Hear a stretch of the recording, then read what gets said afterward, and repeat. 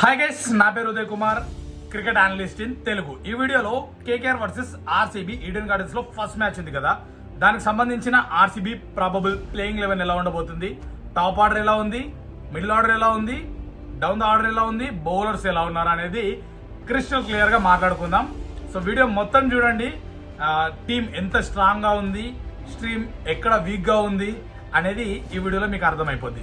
So let's get started the video. Video start చేసే ముందు video చూస్తున్నప్పుడు ఎక్కడ మీకు వీడియో నచ్చింది అనిపించినా ఒక లైక్ చేయండి. అండ్ వీడియో మొత్తం చూసిన తర్వాత కంటెంట్ వర్తీ అనిపిస్తే మాత్రమే ఒక సబ్స్క్రైబ్ చేసుకొని ఛానల్కి సపోర్ట్ చేయండి. సో ప్రాబబుల్ ప్లేయింగ్ చూసుకుంటే ఓపెనర్స్ ఫస్ట్ ప్లేస్లో విరాట్ కోహ్లీ ఉండబోతున్నాడు. విరాట్ కోహ్లీతో పాటు ఓపెన్ చేసేది ఫిల్ సాల్ట్. ఈ ఇద్దరు ఓపెనర్స్గా ఉండబోతున్నారు. అండ్ 1 డౌన్లో చూసుకుంటే మనకి రజత్ పటిదర్ ఉండే ఛాన్సెస్ ఉన్నాయి. అండ్ 2 డౌన్లో లియం లివింగ్స్టన్ ఉండే ఛాన్సెస్ ఉన్నాయి. అండ్ 5th ప్లేస్లో మనకి జితేష్ శర్మ వికెట్ కీపర్ ఉండే ఛాన్స్ ఉంది. అండ్ ఆ తర్వాత టిమ్ డేవిడ్ ద ఫినిషర్ ఉంటాడు. Next allrounder Krunal Pandya. ఆ తర్వాత Bhuvneshwar Kumar the pace bowler. ఆ తర్వాత మీకు శ్రేయస్ శర్మని చూసే ఛాన్సెస్ ఉన్నాయి స్పిన్నింగ్ కోటాలో.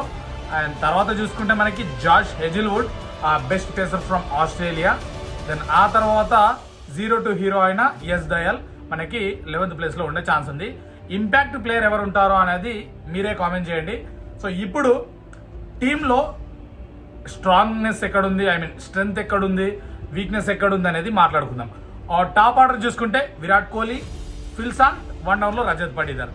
ఈ ముగ్గురిట్లలో స్ట్రెంగ్త్ ఉందా, వీక్నెస్ ఉందా అనేది చూసుకుంటే majority of the top order వచ్చేసి మనకి చాలా స్ట్రాంగ్గా కనిపిస్తుంది. విరాట్ కోహ్లీ కన్సిస్టెన్సీ చూపిస్తాడు, సేమ్ టైం రన్స్ వస్తూ ఉంటాయి. సో ఇక్కడ చాలా స్ట్రాంగ్గా ఉన్నాడు. అండ్ 1 డౌన్లో ఉన్న రజత్ పటిదర్ కూడా కన్సిస్టెన్సీ చూపిస్తాడు, సేమ్ టైం బ్యాట్తో రన్స్ కూడా తెస్తాడు. వీళ్ళిద్దరు స్ట్రాంగ్గా ఉన్నారు. ఫిల్ సాల్ట్ ఎలాంటి ప్లేయర్ అంటే నిలబడితే మంచి బిగ్ నాక్ తెచ్చే ప్లేయర్. అంటే ఉన్నంతసేపు ఫాస్ట్ రన్స్ ఫ్లో అవుతూ ఉంటాయి బ్యాట్ నుండి, లేదంటే ఈజీగా అవుట్ అయిపోతూ ఉంటాడు.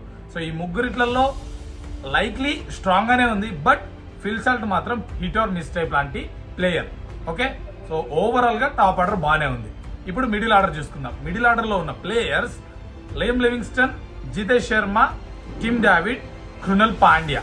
సో ఈ మిడిల్ ఆర్డర్ ఏదైతే ఉందో అంత స్ట్రాంగ్గా ఉందని నేను చెప్పును, స్ట్రాంగ్గా లేదనుకుంటున్నా. ఎందుకంటే లియం లివింగ్స్టన్ ఎలాంటి ప్లేయర్ అంటే ఫ్లాట్ పిచెస్ ఏవైతే ఉంటాయో వాటి మీద మాత్రమే ఎక్కువ స్కోర్ చేస్తూ ఉంటాడు. బౌలింగ్కి కొంచెం ఎక్కువ సపోర్ట్ చేస్తే అక్కడ స్కోర్ చేసే ఛాన్స్ ఉంటుంది.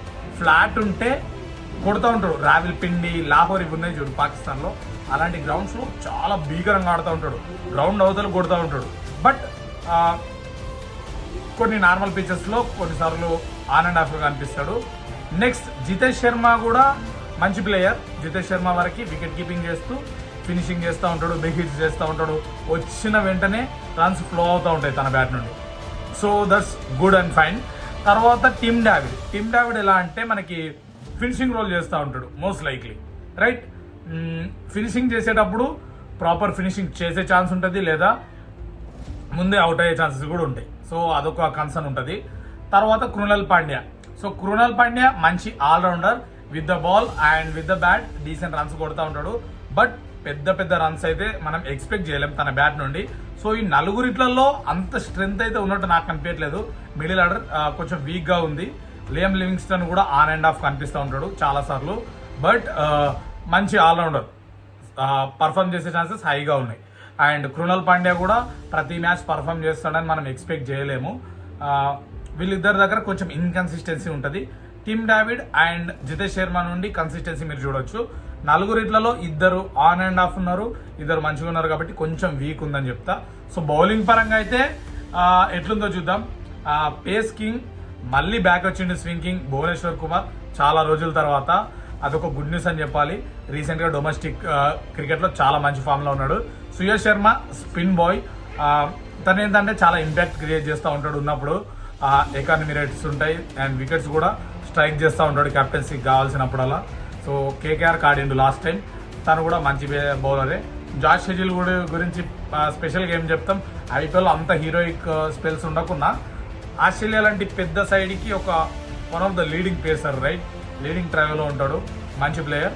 అండ్ యష్ దయాల్ గురించి ఏం చెప్తాం, 0 to hero last season, one of the finest spills పడ్డ బౌలర్.